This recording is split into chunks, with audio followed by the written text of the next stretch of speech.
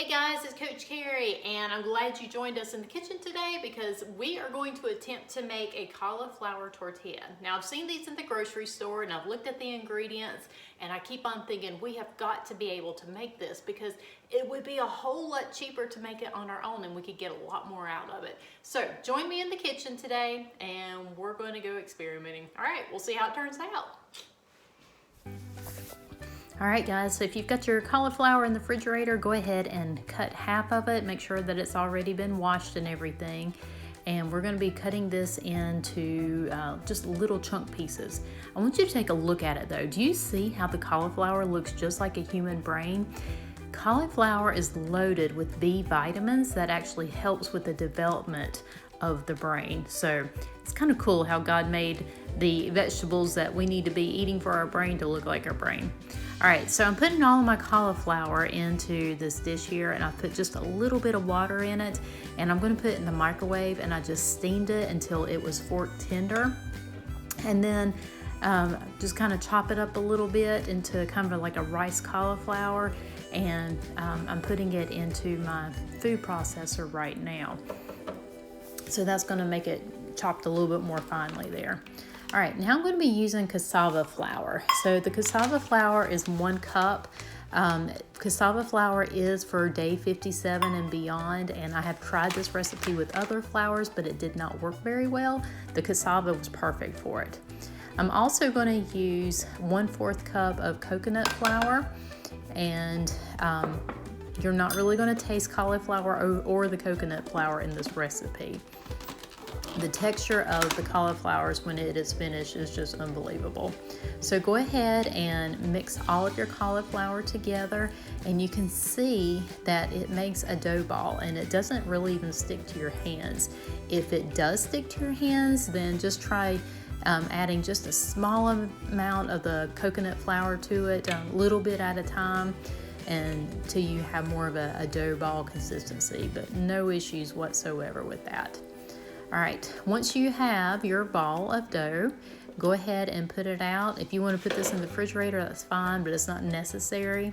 Go ahead and you're gonna slice it into 8 equal parts. So all I did was cut up the dough ball, and then I'm cutting it into 4s here.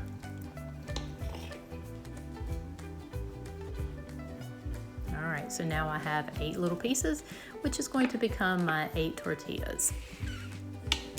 All right, so next thing that we want to do is go ahead and get out your parchment paper, and you will need to put this in a skillet of some type. So I'm using a non-stick skillet. You can also use a cast iron if you would like to. Go ahead and take your parchment paper, and I'm just tearing mine in half basically, and you're going to take the dough ball, put it in the middle, squish it down, and then take your other parchment paper, put it on top, and then you can take your rolling pin and kind of get it into that consistency of a tortilla there. You need to have it about 1/8 inch thick. So it is thin, but it's not going to be paper thin. But all you have to do is just roll that out just a little bit here. Now, the more of these that you do, you'll find that you get into a routine where you can be rolling out one while the other one is cooking. But once you've got it rolled out to the consistency that you want, you're going to take off the top layer of your parchment paper, and you're going to do face down onto your skillet. There's no oil in my skillet whatsoever. Now I'm going to leave my parchment paper on, and I'm going to let it cook there until it's lightly toasted, about 1 to 2 minutes. And I have this little skillet is on a medium high right now. So you can tell that it is ready for the other side of the parchment paper to be flipped, because the paper will actually start kind of peeling off of it. And if it's not peeling off of it, then I want you to leave it there just a few more moments.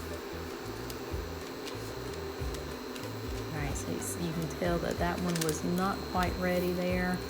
On the other side, it was kind of peeling off, and then that parchment paper just slides right on off, okay? So once it has cooked for 1 to 2 minutes, then you can flip it. while it's cooking, I'll go ahead and I make another one. So again, this recipe is going to end up making 8 tortillas. And these are going to be great for, you can do tacos. I did a chicken wrap, and it really did not take long at all. I don't think that I would double the recipe on this one, because the longer you leave it in the refrigerator, it will get dried out, unless you can get a family size eating all of these at one time. But I want you to look at the consistency. They're not tearing or anything like that. So they ended up being really good. I ended up having an approved chicken salad and some peppers on top, pickled peppers, and it was really good. So this is definitely going to be a keeper in my book. All right, guys, make good choices. Until next week.